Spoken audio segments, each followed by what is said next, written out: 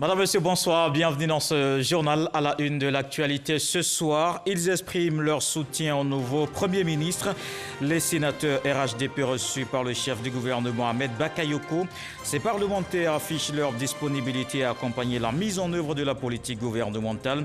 Ils saluent la récente tournée de sensibilisation du Premier ministre dans les villes de Bonoua, Daoukro et Gagnoa.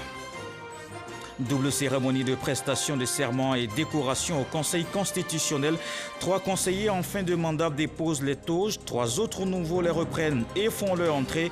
Ces derniers ont prêté serment aujourd'hui. Le président du Conseil constitutionnel les appelle à assumer avec sagesse et discrétion leur mission dans ce contexte de l'élection présidentielle.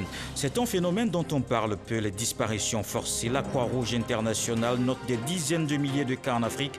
En Côte d'Ivoire, environ 2500 disparitions forcées depuis toutes les crises dans le pays.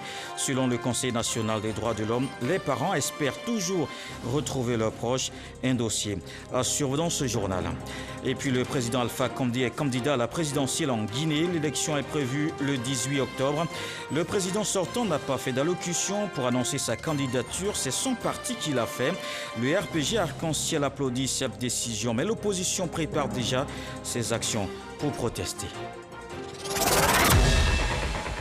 Après les députés, les sénateurs, chez le Premier ministre, ces parlementaires de la majorité sont allés signifier leur soutien au nouveau chef du gouvernement, un geste que salue Ahmed Bakayoko. Mahama Traoré. Dès son retour de l'intérieur du pays où il était en mission d'apaisement, Ahmed Bakayoko reçoit les sénateurs RHDP du Sénat. Une prise de contact entre le Premier ministre et les membres de la deuxième chambre du Parlement créée en 2018. Le féliciter pour toutes ces tournées qu'il a entreprises, à peine assis dans ce fauteuil, pour ramener la paix et la quiétude dans notre pays. Il n'est point superflu de rappeler qu'il est l'un des pères de la décentralisation et que les attributions du Sénat sont aussi les nôtres. Et le féliciter pour la grande tâche que M. le Président lui a confiée. C'est un homme à qui nous avons beaucoup confiance et qui a fait beaucoup de travail au ministère de l'Intérieur, au ministère de la Défense. Et nous savons qu'il va réussir pleinement sa mission. 3 ans après sa création, le Sénat est devenu, selon Ahmed Bakayoko, l'un des leviers essentiels pour l'avancée de la démocratie en Côte d'Ivoire. Nous sommes rassurés qu'un texte a passé l'étape du Conseil de gouvernement, du Conseil des ministres, de l'Assemblée nationale et enfin du Sénat. Il y a bien de chances que ce texte-là aille dans la bonne direction au service du bien-être des populations. Je veux m'engager en tout cas à vos côtés à ce que nous ayons une bonne relation de confiance. Le Premier ministre s'est aussi engagé à œuvrer à l'amélioration des conditions de travail des sénateurs. Et on s'intéresse à une autre institution. 3 conseillers du Conseil constitutionnel arrivent en fin de mandat. 3 autres nouveaux font leur entrée. Ces derniers ont prêté serment aujourd'hui. Une mission que le président du Conseil constitutionnel les appelle à assumer avec sagesse et discrétion dans ce contexte d'élection présidentielle. Gabriel Zani. 3 nouveaux conseillers constitutionnels font leur entrée dans le carré de l'équipe du Conseil constitutionnel. Ici, ils prêtent serment sur la Constitution. Je m'engage à bien et fidèlement remplir ma fonction, à l'exercer en toute indépendance et en toute impartialité, dans le respect de la Constitution.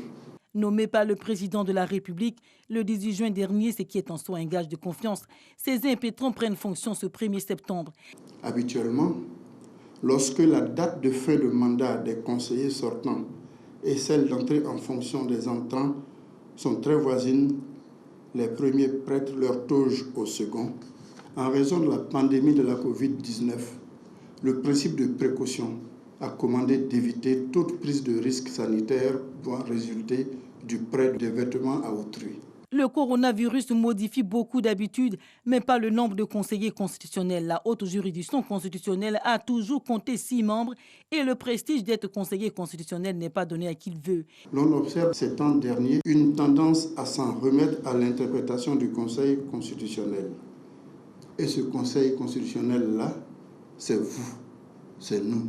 Vous faites donc désormais partie de ceux à qui reviendra la lourde charge de dresser la liste définitive des candidats à l'élection présidentielle du 31 octobre 2020 et d'en proclamer les résultats définitifs. Vos pédigris respectifs me rassurent quant à l'accomplissement harmonieux et serein de votre mission. Leur mission, ils l'accompliront en toute responsabilité. Ce que nous souhaitons, c'est de pouvoir prendre des décisions qui pourraient être celles comprises par tout le peuple qui attend. Un sentiment de lourde responsabilité eu égard aux enjeux parce que nous avons une boussole. Et cette boussole, c'est la Constitution, c'est la loi suprême. Ces 3 conseillers entrant ont tous le droit de réserve sur les questions juridiques, politiques et sociales, même à titre privé. Cela a été le cas pendant 6 ans pour ces 3 autres vétérans de droit, Nato Cissé, Emmanuel Assi, Geneviève Kwame, conseillers au Conseil constitutionnel, aujourd'hui en fin de mandat, décorés pour les bons et loyaux services. Au nom du président de la République et en vertu des pouvoirs qui nous sont conférés, nous vous faisons commandeur de l'ordre national. La médaille qu'ils reçoivent signifie pour eux bien plus qu'une distinction, c'est un couronnement. Pendant 6 ans, nous avons eu le bonheur de pratiquer la justice constitutionnelle au service de notre pays. Nous souhaitons que l'aventure survive grâce à la vitalité et à la cohésion qui inspire tous les rouages de cette maison qui est et restera la nôtre. Les conseillers constitutionnels sont nommés pour un mandat de 6 ans non renouvelable. Il aussi entame un autre mandat de 5 ans. Dr Akiwumi Adesina, investi aujourd'hui 1er septembre par visioconférence à Abidjan. Il avait été réélu jeudi dernier à la tête de la Banque africaine de développement. Cette nouvelle mandature placée sous le signe du renforcement des actions de développement en Afrique. Le président Adesina mise sur l'accélération de l'emploi des jeunes et l'économie verte. Cheikh Kone. Accordance with the provisions of Articles 37 and 38. C'est fait. Ce mardi 1er septembre 2020, Akiwumi Adesina est officiellement reconduit à la tête de la Banque africaine de développement. 8e président de l'institution a prêté serment pour un 2e mandat depuis le Soudanais Mahmoud Berry en 1967. Un honneur que le père des I5 met sur le compte des performances réalisées les 5 années passées à la tête de la banque. Pendant cette période, nous avons eu 18 millions de personnes qui ont eu accès à l'électricité en Afrique. 141 millions de personnes qui ont eu l'accès aux technologies améliorées pour l'agriculture. Nous avons eu 101 millions de personnes qui ont eu accès au transport. Pour son nouveau mandat, Adesina entend se focaliser sur l'accélération de la promotion de l'emploi des jeunes sur le continent et du développement des infrastructures de qualité. Je sais que c'est un peu difficile, tenant compte de la situation avec le coronavirus, mais je suis vraiment persuadé que l'Afrique va rebondir. Parce que l'Afrique est vraiment résiliente. Ce qu'il faut faire maintenant, c'est d'investir dans les choses qui sont vraiment très critiques. On va soutenir la création des banques, qui seront les banques pour les jeunes, spécifiquement juste pour les jeunes. Pays hôte de ces assemblées, la Côte d'Ivoire se réjouit de cette réélection, gage de la stabilité de l'institution. Le président de l'institution qui vient d'être réélu de façon éclatante a fait un discours à la fois enthousiaste, mais également prometteur, qui augure de ce que les défis futurs que l'Afrique a à relever, des défis qui sont nés à la fois de la Covid, qui sont nés également, on va dire, des mutations que connaît notre monde, mais également de certaines réalités qu'il va falloir intégrer, notamment donc les conditions dans lesquelles nos pays vont sur les marchés financiers lever les ressources nécessaires donc à leur développement. Malgré une année électorale mouvementée au sein de la banque avec l'affaire des lanceurs d'alerte, la BAD a maintenu son AAA de l'agence de notation Standard & Poor's. La banque va réaliser pour les 10 ans à venir sa 7e augmentation de capital de 115 milliards de dollars, soit plus de 63 000 milliards de francs CFA. Un record dans l'histoire de l'institution. L'actualité, c'est aussi ce retour des migrants. Une trentaine de retours en Côte d'Ivoire. C'était hier vers 21h. Une action conjuguée du ministère de l'Intégration et l'Organisation internationale pour les migrations. Un retour volontaire en provenance d'Algérie. Dans ce vol charter, 4 étudiants qui ont obtenu un diplôme à Alger. Ils étaient bloqués du fait de la crise sanitaire. Ces ex-migrants et étudiants tous testés négatifs à la Covid-19, rassure le ministre Albert Flindy. On s'arrête ce soir sur les disparitions forcées, un phénomène qui prend de l'ampleur dans le monde. Le continent africain enregistre des dizaines de milliers de cas chaque année selon la Croix-Rouge internationale. La Côte d'Ivoire n'est pas en reste. Toutes les crises que le pays a connues ont fait environ 2500 disparitions forcées, estime le Conseil national des droits de l'homme. Arrestations arbitraires, enlèvements et autres. Les familles sans nouvelles de leurs proches depuis plusieurs années. Les parents partagés entre doutes et espoir de les revoir. Phénomène des disparitions forcées en Côte d'Ivoire, un sujet dérigoré. Les cas de disparition forcée, il y en a eu en Côte d'Ivoire, dont le plus illustre reste le journaliste Guy André Kiffé, disparu forcé depuis 2004. 16 ans après, ni sa famille, encore moins ses collègues, n'ont aucune nouvelle de lui. Ce qui représente un crime contre l'humanité, selon la présidente du Conseil national des droits de l'homme. La disparition forcée est considérée comme un crime contre l'humanité. Vous avez également la Convention des Nations Unies sur la protection des personnes contre les disparitions forcées. Et dans ce texte, la disparition forcée est considérée comme l'arrestation, la détention, l'enlèvement ou toute autre forme de privation de liberté. En Côte d'Ivoire, des milliers de familles ont enregistré des cas de disparition forcée. Pour le représentant des victimes, ces disparitions forcées sont liées aux conflits électoraux. À chaque fois qu'il y a des violences sociopolitiques, particulièrement armées, il y a des cas de disparition qui se font connaître. Selon le docteur Chryso Herman, criminologue, les disparitions forcées ne sont pas forcément liées à la politique. Il y a la dimension criminelle proprement dite. Vous avez des enlèvements dans des domiciles et bien d'autres formes d'enlèvements qui ont cours dans notre pays. Les forces de défense et de sécurité doivent s'impliquer efficacement pour protéger les populations en tout lieu et en toutes circonstances. Ils ne doivent pas se rendre coupables de ce phénomène, selon Ange Kessi, commissaire du gouvernement. Il faut faire en sorte que les forces de l'ordre ne violent pas les droits humains. Parce que lorsque vous violez les droits humains, le tribunal militaire ne vous pardonnera pas du tout. Nous serons intraitables, surtout avec ces événements qui arrivent avec la période électorale, n'ont pas du tout toléré les violations des droits de l'homme. Arriver à faire témoigner les parents des victimes n'est pas chose aisée. Mon neveu, lui, il regardait la télévision et on l'a pris. On ne sait pas qui est qui, parce que c'était dans le temps de la guerre. On ne sait pas qui est qui. On l'a pris jusqu'à aujourd'hui, on ne l'a pas vu. On ne l'a pas vu. Comment votre neveu s'appelait? Il s'appelait Okia, il avait 20 ans. Malik est porté disparu depuis le 24 avril 2011 pendant la crise post-électorale. Il était âgé de 15 ans. Il était élève à l'MPT en classe de 3e. Mon fils était le major de sa promotion. Malik, comme je l'ai dit, était un enfant très brillant. Il a réussi facilement au concours d'entrée à l'MPT. Et depuis qu'il est rentré, il était le major de sa promotion. À tel point qu'il attirait la sympathie des autres. Il était très attachant. Ouais. J'évite de parler au passé parce que je me dis que mon enfant a gardé ses qualités. Il faut qu'il reste le même que j'ai connu. Nous avons cherché partout. Avec l'aide de mes parents, de mes beaux-parents, des amis, même des voisins. C'est en vain, finalement, qu'on ne l'a pas retrouvé. L'idée m'est venue d'imprimer, de faire graver sur le sol « Bienvenue ». Parce que je me dis, le jour que Malik sera là, je suis convaincu qu'il sera là. Je me dis, le jour qu'il viendra, je vais lui faire admirer cet espace. Et je lui ai déjà dédié cet espace d'ailleurs, et je l'ai nommé Espace Malik.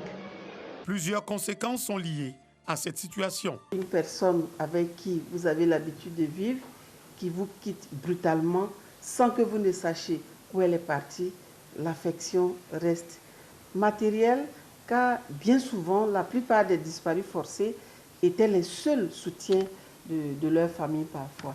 Et puis psychologique, car les victimes doivent aussi faire face à des tracasseries et autres natures administratives, notamment pour les scolarisations des enfants. Ceux qui souffrent franchement et pendant longtemps, qui ne guéissent pas totalement de les traumatismes, ce sont les parents des victimes de situations forcées, notamment les enfants, les épouses, la maman, enfin les parents très proches. Pour faire face à ce phénomène de manière efficace, le Conseil national des droits de l'homme plaide afin que l'État de Côte d'Ivoire ratifie la Convention contre les disparitions forcées pour une meilleure prise en charge des parents des victimes. Le phénomène des disparitions forcées en Côte d'Ivoire, un reportage d'Éric Goré. On n'oublie pas également la lutte contre la Covid-19, on en parle dans ce journal.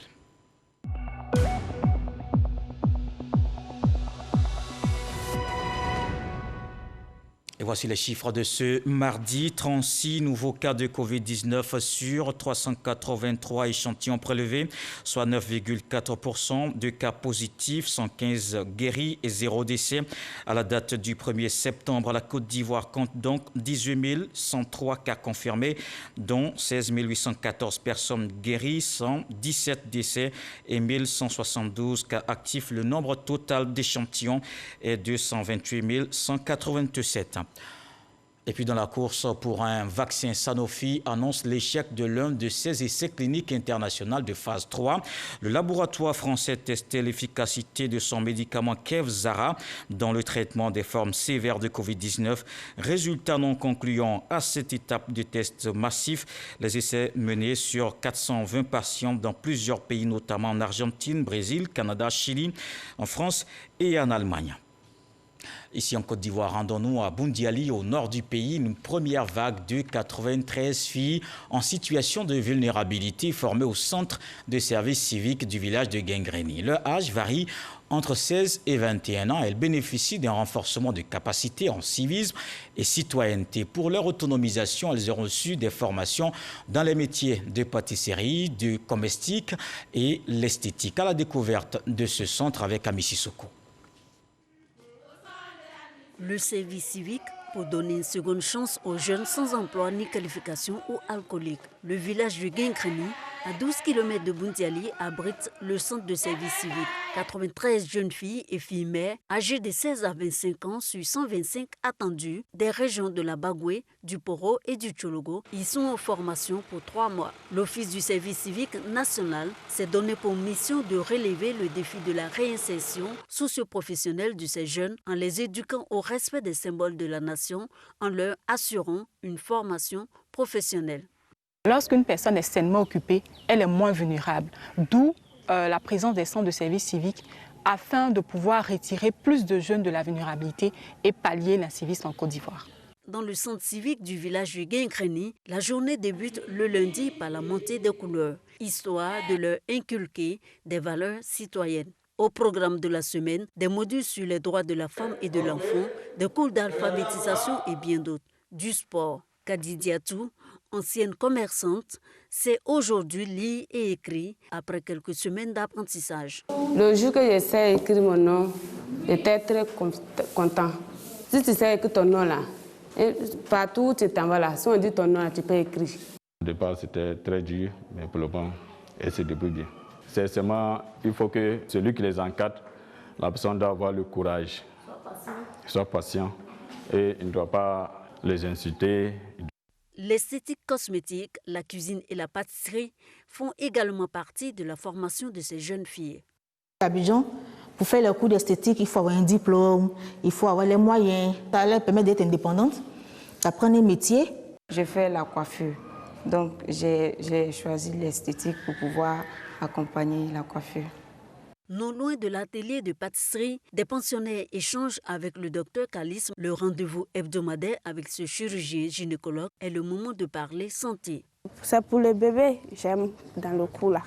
Il a expliqué que quand elle commence à pousser dans les gestes que tu dois faire, tu l'envoies à l'hôpital. Mais avant de l'envoyer à l'hôpital, tu lui donnes la tétée. Nous parlons de santé mère-enfant. La semaine dernière, nous avons parlé de l'hygiène de la mère. Et aujourd'hui, nous parlons de la poussée dentaire chez le nourrisson. Comment reconnaître la poussée dentaire?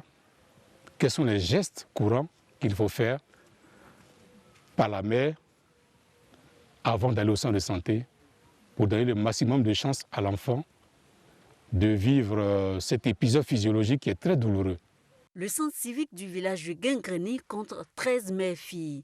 Ici, tout est bien pensé pour qu'elles se consacrent à leur formation. Une crèche est mise à disposition pour prendre en charge les enfants. Elles sont venues avec leurs enfants, donc les enfants passent la journée à la crèche pendant que les mamans sont en formation. Ils prennent le goûter, le déjeuner et le goûter du soir. C'est l'après-midi, le soir, à la descente que les mamans récupèrent les enfants. Pour le représentant du conseil régional de la Bagoué et le chef de village, venu visiter le site aux côtés de l'Office du service civique national, ce projet est une aubaine. La population doutait d'envoyer les jeunes filles. Mais actuellement, là, les gens sont courants maintenant qu'il y a une bonne pratique qui fait ici. À terme, ce sont des filles qui vont travailler, qui vont avoir un emploi sur les secteurs où elles ont été formées. Nous demandons donc aux parents, nous demandons donc aux jeunes filles de s'intéresser à ce projet et de s'y engager sans hésiter. Le centre civique de Guingreni a été construit en 1956. Sur un site de 20 hectares, il est doté d'une infirmerie, d'un internat d'une capacité d'accueil de plus de 125 pensionnaires et d'un réfectoire. Il a bénéficié de plusieurs réhabilitations. Toutefois, il rencontre quelques difficultés. On a souvent besoin de carburant pour le groupe électrogène. On a l'infirmerie aussi qu'il faut garnir. Notre souhait, c'est que les autorités fassent un clin d'œil ici par rapport à l'électrification du centre. Le programme de service civique national bénéficie du soutien financier et technique de l'UNICEF et de l'Agence française de développement. Le centre civique du village de Guingreni est ouvert aussi bien aux jeunes filles qu'aux jeunes garçons. Le prochain recrutement se fera dans 2 mois.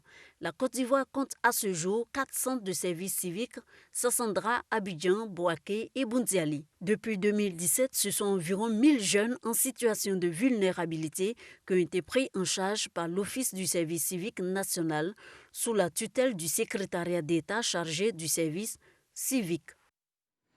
Après la Bagoué, on va changer de région. Cette fois, on se trouve dans le Moronou. Le président de la République, attendu dans la localité, Alassane Ouattara, en visite d'État à partir du 9 septembre. La ville d'Ara, dans ses plus belles tenues pour accueillir le chef de l'État. Les populations de la commune à pied d'œuvre pour rendre leur cité propre. Le reportage d'Emmanuel Amien. Ara, département de la région du Moronou. Cette commune de 65 000 habitants s'apprête à recevoir un invité de marque. Il s'agit du président de la République Alassane Ouattara qui sera en visite d'État du 9 au 12 septembre prochain dans la région du Moronou. Dans les différents quartiers, des opérations de nettoyage sont en cours pour donner une image réluisante à la ville.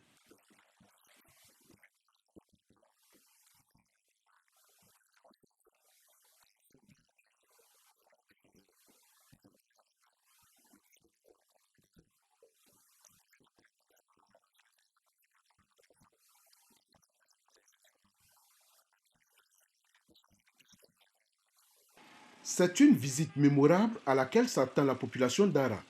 Depuis que la Côte d'Ivoire est indépendante, c'est la première fois qu'un président en exercice va effectuer une visite officielle. Le maire de la commune rassure que les populations sont prêtes à réserver un accueil chaleureux à l'Élysée haute.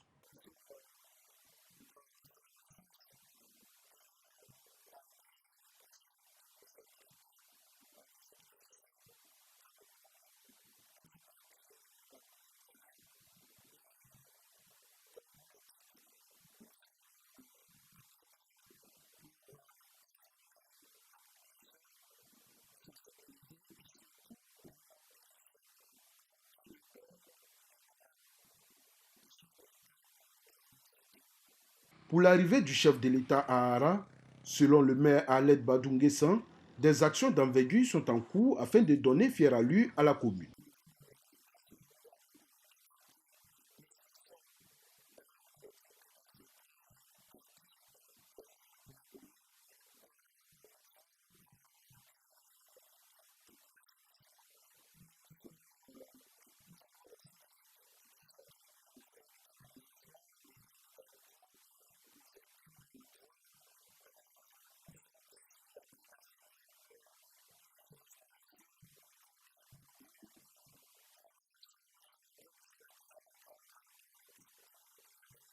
La population mobilisée comme un seul homme se dit impatiente de voir et toucher le président de la République, Alassane Ouattara. Dans ce tour de l'actualité, toujours à l'intérieur du pays, une escale dans le Bassa-Sandra. Avec notre correspondant Sam Konan, on va parler de cohésion sociale. Gaoussou Touré, en tournée de sensibilisation dans la région, de Tabou à Sassandra en passant par San Pedro, le ministre de la Promotion de la Riziculture invite les populations à la paix. Le ministre Gaoussou Touré en tournée de sensibilisation sur la cohésion sociale et la paix dans le Bassa-Sandra. Une tournée qui a débuté par la ville de San Pedro. Au palais de la chefferie, Gaoussou Touré a échangé avec autochtones et allochtones sur le vivre ensemble. Il a remercié les peuples Kroumen et Bakoué pour leur hospitalité. Après San Pedro, cap sur Tabou, où une rencontre a eu lieu au centre culturel avec les Odieneka vivant dans le département. Ici également, c'est le même message de paix et de cohésion sociale. Sassandra a constitué la dernière étape de cette tournée de sensibilisation. Au centre culturel, le ministre de la Promotion de la Riziculture a rencontré les ressortissants du Grand Nord en présence de leurs tuteurs Néo et Gaudier. La paix, la cohésion sociale et le développement étaient au centre de cette rencontre. Nous sommes très contents du fait que nous avons constaté ici que nos parents du Grand Nord vivent en symbiose avec leurs tuteurs. Et on a été surtout contents que les tuteurs aient manifesté l'envie de venir participer à cette rencontre et qui nous a permis de les féliciter au nom du président, de les remercier pour la cohésion qu'il crée avec toutes les personnes et toutes les autres communautés qui vivent ici en symbiose, l'ensemble des couches sociales. En tant que propriétaire terrien, je dis merci au président de la République qui a envoyé M.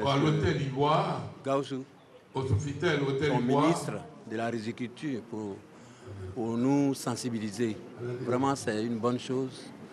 Nous sommes d'accord. Le président Ouattara peut compter sur nous à Tabou. Moi, je lance ce défi. C'est que si on le remercie, c'est nos papas, on le fait confiance toujours avec nous. Cette tournée de sensibilisation sur la cohésion sociale était en marge de la visite de travail du ministre Gaoussou Touré dans le Bassa-Sandra sur la nouvelle politique de la riziculture en Côte d'Ivoire. Un autre membre du gouvernement aussi en région, Kobena Kwasi Adjoumani à Transua. Ce cadre du RHDP appelle à la mobilisation autour du candidat Alassane Ouattara. Emmanuel.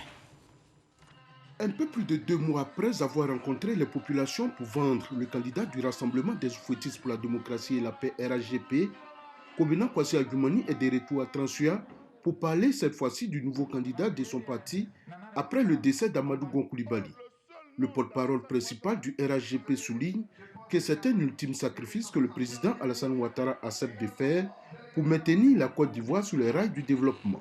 Aujourd'hui, je suis venu vous dire que le président Alassane va être notre candidat. Et s'il plaît à Dieu, il va gagner. Et il va continuer le développement. Parce que Alassane a un programme de développement pour Transua. Kobena Kwasi Adjoumani indique que de tous les candidats déclarés à cette élection présidentielle, le meilleur d'entre eux demeure le président Alassane Ouattara. Les élus et cadres du RHDP de la région s'engagent donc à investir le terrain pour amener les populations à adhérer massivement à la vision de leur parti. À la suite donc du coordonnateur régional, nous allons nous déporter donc dans nos départements pour poursuivre donc cette œuvre. Nous avons déjà mobilisé tous les jeunes, toutes les forces vives du département. Nous travaillons d'arrache-pied à encore sensibiliser et informer les parents du bien fondé de la candidature du président Alassane Ouattara, qui est une candidature pour le salut des jeunes, et aussi une candidature pour le développement, mais aussi une candidature pour la paix en Côte d'Ivoire. Un engagement qui rassure le ministre Kobena Kwasi Adjoumani, qui souhaite que le candidat du RHDP à l'élection présidentielle soit élu avec un score retentissant dans la région du Kontougou. Après Paris et Bruxelles, le RHDP continue la mobilisation des Ivoiriens de la diaspora. Le directeur exécutif adjoint chargé des militants de l'extérieur était à Genève en Suisse. Un rassemblement pour exprimer leur soutien à leur candidat Alassane Ouattara. Mamadou Kwasi. Siège des Nations Unies à Genève, capitale de la Suisse. C'est devant cette institution de la communauté internationale que les militants du RHDP de Suisse et certains délégués des pays européens sont retrouvés. La pluie n'a entamé en rien la détermination de ces militants venus démontrer à la face du monde leur soutien à la candidature du président Alassane Ouattara. Une démarche souhaitée par le directeur exécutif adjoint chargé des militants de l'extérieur, Lansine Diaby. C'est de dire oui, oui et oui au premier mandat de la Troisième République pour le président Alassane Dramane Ouattara. Pour tout Ivoirien de la diaspora, on a à cœur de voir également nos États, surtout la Côte d'Ivoire, se développer, être dans le même état que la Suisse, par exemple, où je suis résidente, où je suis domiciliée depuis plus de 25 ans. Dire si on est face à cette institution qui est l'ONU, c'est pour que notre voix puisse aller très loin par rapport à ce qui se passe au pays. Il y a eu une constitution. Les gens ont voté et je ne sais pas pourquoi aujourd'hui ces personnes essaient de se défiler. Malgré la pluie, Lansine Diaby a tenu à féliciter les militants pour leur engagement à assurer la victoire du président Alassane Ouattara au soir du 31 octobre 2020. Il invite chaque délégué à poursuivre la mobilisation auprès des militants et des sympathisants pour traduire cette volonté en actes. Que les unes nous départagent. Et il faut rappeler encore à cette opposition, lorsque la Constitution a été adoptée par voie référendaire, on était tous d'accord que nous changeons de république. Le patron des militants du RHDP de l'extérieur promet d'autres meetings avec les Ivoiriens et surtout avec les militants du RHDP de l'Allemagne, de l'Espagne et de l'Italie.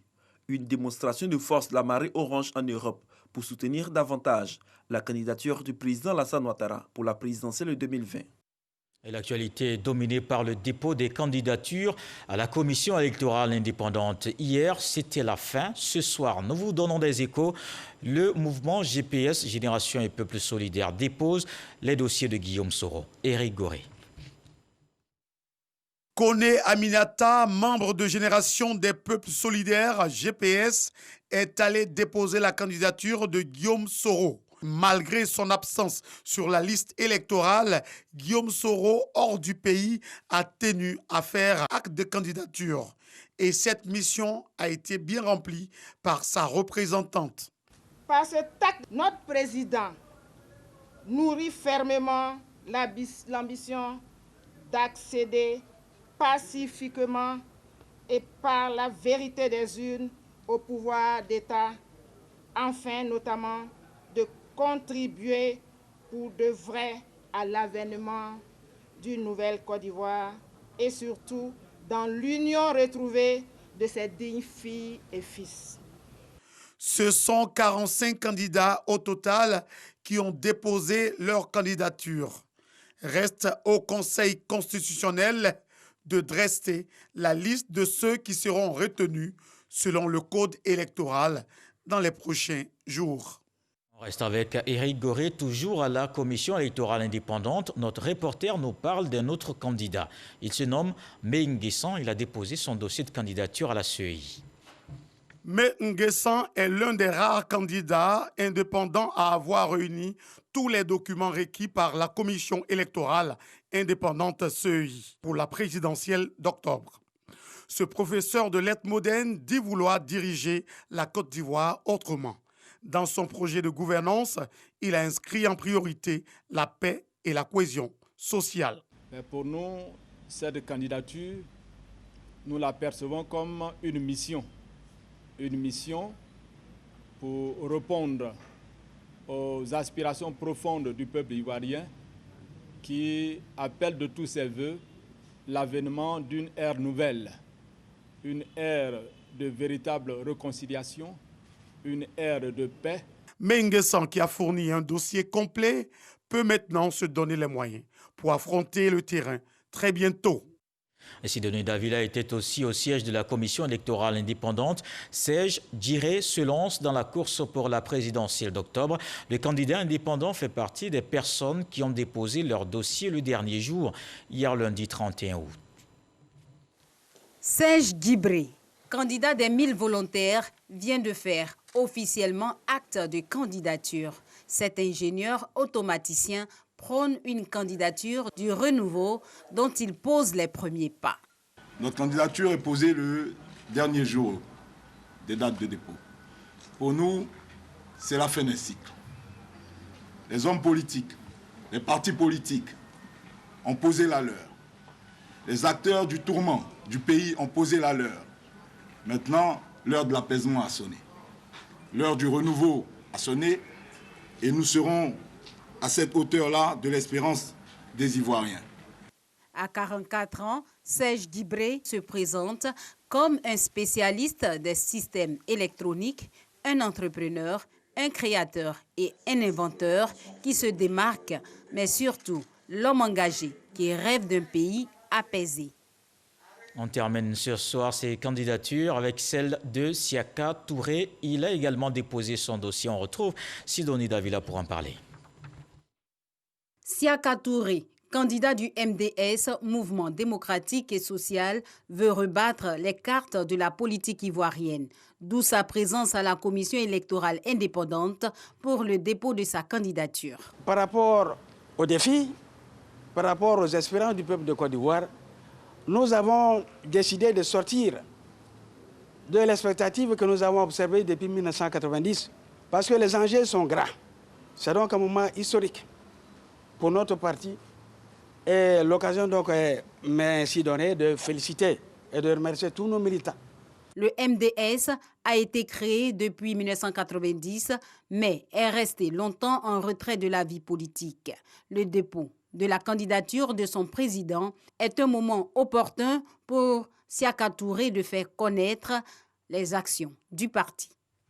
Dans le reste de l'actualité, le président Alpha Condé est candidat à la présidentielle en Guinée. L'élection est prévue le 18 octobre. Malgré des mois de contestation contre cette candidature pour un troisième mandat, le président sortant maintient ses ambitions. Alpha Condé n'a pas fait d'allocution pour annoncer sa candidature. C'est son parti qui l'a fait. Le RPG Arc-en-Ciel défend logiquement sa décision de se représenter, mais l'opposition prépare déjà ses actions pour protester. Le FMDC a tenu une réunion du comité de pilotage ce mardi après-midi. Voilà qui met un terme à ce journal. Merci de l'avoir suivi. L'actualité revient à 23h avec Marine Cognan. Le sage nous apprend ce soir que quand le canari d'eau se casse sur la tête, il faut en profiter pour se laver. Dieu voulant, on se retrouve demain.